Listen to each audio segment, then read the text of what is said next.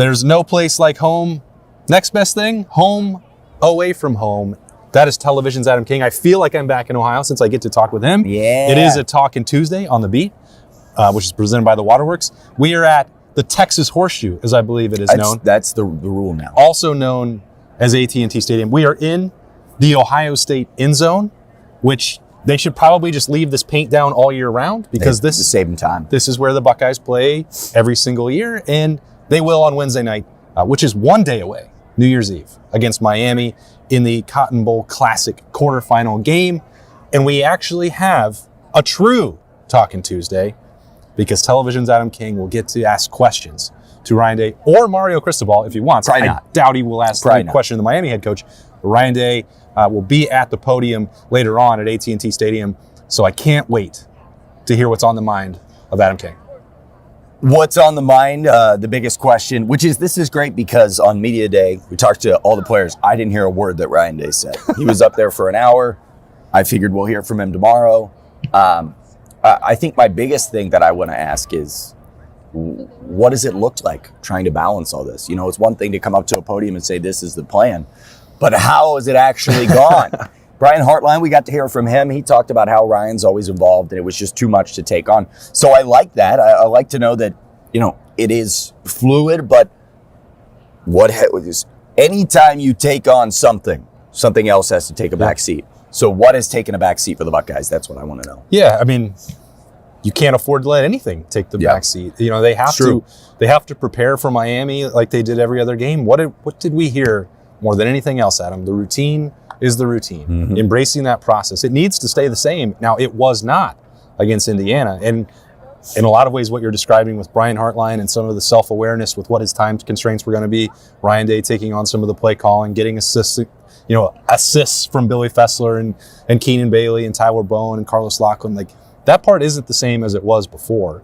So I think that is the question because Miami's defense, and specifically that defensive front, that's the key matchup for this game and advancing to the semifinal for Ohio State. So, you know, how that is all going to work once you actually get back into this building and the headsets are on and the pads are on the players and the communication has to get ramped up. This has not been the way that Ohio State has done it for any other game. Mm-hmm. It is new. And Ryan Day is at the top of the pyramid.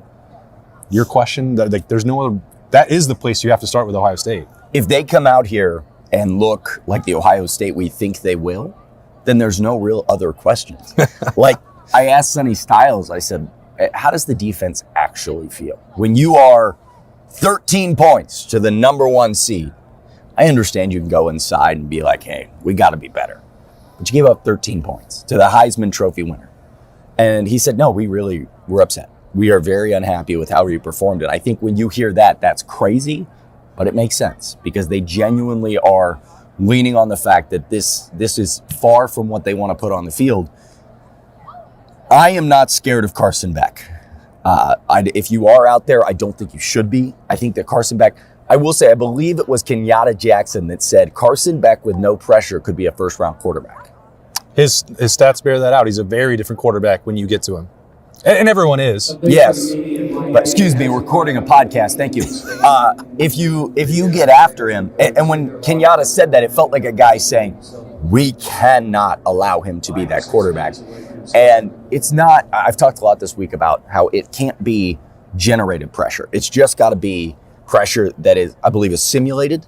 You want all natural. All natural pressure. Yeah. I got my words there confused. It's been a long Simulated week. Pressure would be fake pressure. That's right. You want real pressure. Natural. Yes. Organic. Homegrown. Is there a word for that?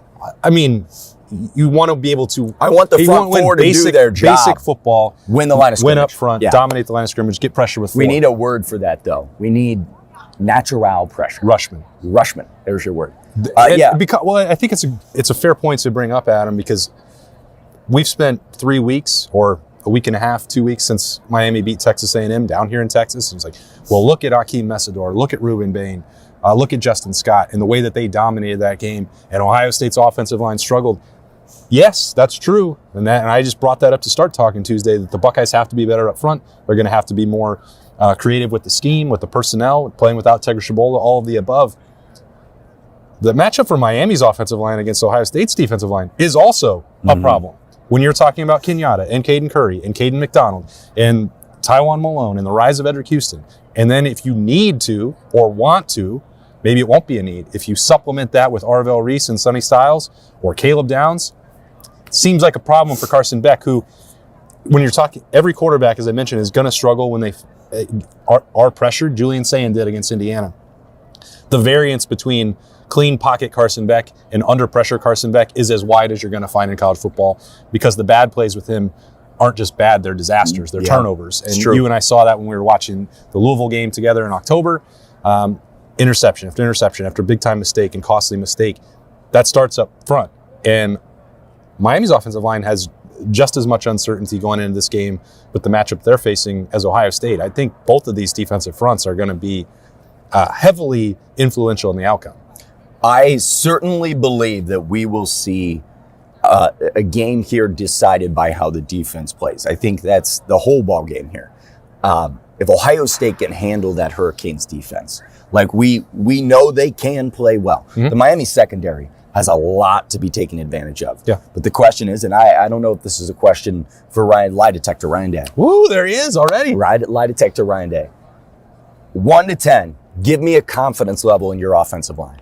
Because if Ryan were to say 8 through 10, then Ohio State wins this game. Then there's no doubt in my mind that the Buckeyes win this game. I'm not worried about it, not even a little bit. That is the deciding factor. Gabe Van Sickle, obviously, starting at right guard, is going to throw a little wrinkle, although he looked great. He looked real good. Real nice, Clark. Get yourself something real nice. It is the holiday season. It is the holiday season. So I just with that is, I think, the ultimate question is, where is Ryan Day's confidence in his offensive line? Because that also, little game planning here. Everybody keeps talking about the secondary for Miami. The problem is the Carnell Tate play in the Michigan game that decided the game. That play can't happen without the offensive line. You've got to protect Julian Sayin. You have to give him enough time for Jeremiah Smith and Carnell Tate to find their way to this Ohio State end zone. So they're allowed to go into the other one, by the way. That's so right. Just because this one says Ohio State, they don't have to score here. They should know that. They shouldn't just be running towards the Ohio State one. I will say, I get a little frustrated. Sir, I am trying to record a podcast. You'd think that we're here enough that they just know that 97.1 The Fan and 10 TV and 10 TV Plus, presented by the Waterworks on Talking Tuesday, need silence in our studio. We're here every year. Every year. You just got to block out the noise. That's right. Just like Ohio Routine's State. The routine. Yeah. Standard's the standard. With that, I don't like when people say, like, well, just throw it downfield. They need to throw it downfield more. They need to throw it. If Julian Sayin is stepping back in the pocket and he's got two guys coming after him. I feel like putting you on a field was maybe the worst thing. Now, yes. All right, so here's what we're going to do. We're going to get Austin to jump off sides. Oh, see, that's 5 yards. That's one of my favorite. That's the strategy? That's one of my favorite TikTok trends, by the way. When you seen the guys trying to get the T-Rex to jump off sides in the Natural History Museum? I don't know what TikTok is. Oh, okay. Well, it's amazing. I'm not on there. What's Instagram? With that, it's ridiculous. Grow up. With that, I think that Ohio State has to give Julian Sayin just a normal amount of time. It doesn't have to be anything special. But if you watched Marcel Reed, that was his problem. Marcel Reed was running around for his life. But that leads me, this is not bold predictions. But I have. Are you going to join us for bold predictions? That's an invite only. I can't. If I get invited, I'll gladly join you. Okay. It's up to you. Okay. But I'll give you a little sprinkle, and you can decide if this is what you'd like for bold peas. Block it out, Adam. Just block out the noise. Okay. My bold pea is Julian Sayin runs for over 25 yards. Over 25 yards. That is a good one. Yeah, you should be on bold predictions this week. That's what we're looking for. And here's why. I watched back that Miami game, and I watched that offensive line, and every time they came, there were gaping holes. Yeah. Now, we're not talking holes where Julian Sayin's going to run. We're not talking C.J. Stroud, that final drive against Georgia. But we're talking 7 yards that could change a drive every single time. I asked him about that and said, how do you handle that? And he said, at this point in the season, you do whatever you have to do to win the game. And so I think if we see those holes, we're going to see Julian Sayin run right through them. If I understand correctly, you were doing Miami film study, and then you asked Julian Sayin if he saw the same thing as you? Yes. Is that correct? Yeah. Huh. What a busy couple weeks for you. I said, Julian, take a look at this. See that hole? Go ahead and hit it. Okay. And Ryan stood up from his podium and he said, what's going on down there? So, in all of this staff restructuring, Brian Hartline going to South Florida, you just popped into the Woody and have assisted with the game plan. I mean, listen. What else are they going to do then on Wednesday night? I just need people to understand that I'm here to help in any way I can. And one of those ways is to recognize where the flaws are in the Miami defense. Because they have them. I think they're very good. They're very talented. I love what you're about to say. Take the floor. They are not the number one historically dominant defense in the country. And there were opportunities for Marcel Reed and Texas A&M a couple weeks ago to exploit that.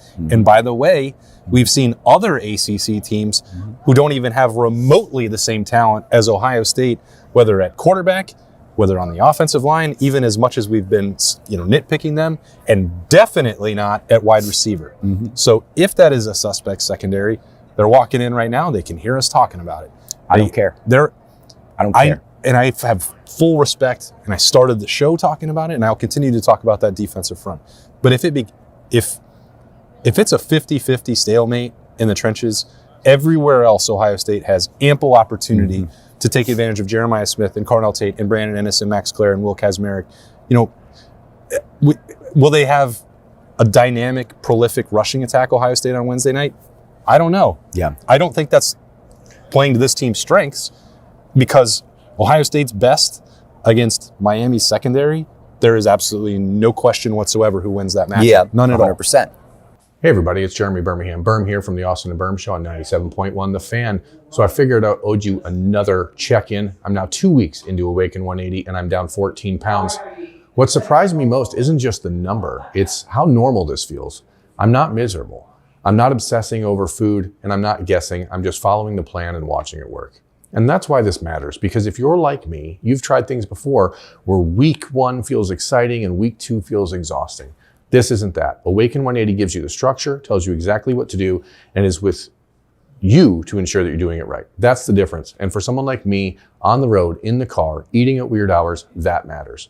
If your weight loss is the goal this year, don't pick something that you hope you can stick with. Pick something that's already sticking. 2 weeks, 14 pounds, and I'm just getting started. Find your results and feel free to support your goals at awaken180weightloss.com. I do think, and the one thing that I keep coming back to is the one way that they took pressure off of Carson Beck is they ran the football. And they ran it effectively against Texas A&M. Yeah, Mark Fletcher's very good. Mark Fletcher, I'd like you to meet a name, Caden McDonald. K-Mac, they call him. K-Mac. I don't understand why he's so angry on the field all the time, but he does not seem to like opposing running backs. And so, with that, K-Mac and Mark Fletcher are going to be a circle right there, because I think if they could keep Mark Fletcher in contain, then you're going to see this team. I know you broke this down during your film study with the coaching staff over the last couple of weeks, but a lot of Mark Fletcher's success against A&M was between the tackles. And in the fourth quarter. Would you think that was a viable strategy against the rush? Okay, I didn't think so. Because you don't go at the best players. And I don't understand the voice crack there. It's a long week. Can we cut that out? No, it's here. It's here. They get to hear that. That's the real. It's not a shined up production. That's right. Okay? This is the real, authentic, organic, all natural pressure. Then I'll tell you guys, I got makeup on my pants. I can't get it off. I think I ruined this suit. You see it right there? You guys can't see it. It's bad. It's big. I thought that might have been coffee. No, it's makeup. And I'm wearing makeup. Austin is too. That's not true. It is. I'm wearing a new shirt, though. He is. He's wearing a beautiful shirt. We need more shout-outs for the shirt. Iron Oak. So Green, Texas. My question, another lie detector to Ryan Day. Where... Wouldn't that be cool if we actually did that? We've been talking about lie detector Ryan Day all year. Sponsored. Like if he came into AT&T Stadium and like, sorry, this is the college football playoff. We have different rules for media. Yeah. You and Mario both have to be strapped up to this lie detector. I think the CFP should do that. Who's going to start at right guard? I think it would be beautiful. I think it would be exactly what we need. I do think, however, that I would never get an answer to the question of your biggest concern before Wednesday night. Do you think his biggest concern is the O-line? Do you think his biggest concern is how everything flows? Do you think his biggest concern is making sure that Carson Beck can't take advantage of this Buckeyes secondary? I don't think lie detector Ryan Day would express any level of concern about Miami's offense, about Carson Beck. I think they respect Mark Fletcher. I think they respect Malachi Toney.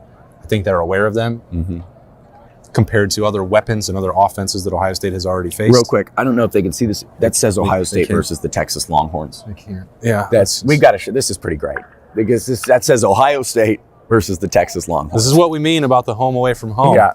I got to take a picture of that. I apologize. That's pretty Adam's great. got to get that out there real quick before they fix it. Yeah, that's pretty great. Even up on the ribbon boards over there. One of them says Miami Hurricanes, the other says Texas Longhorns, but they never have to change the Ohio State logo, which is it's got to be really helpful for the people at AT&T Stadium. I hope that someone catches that because that is hilarious.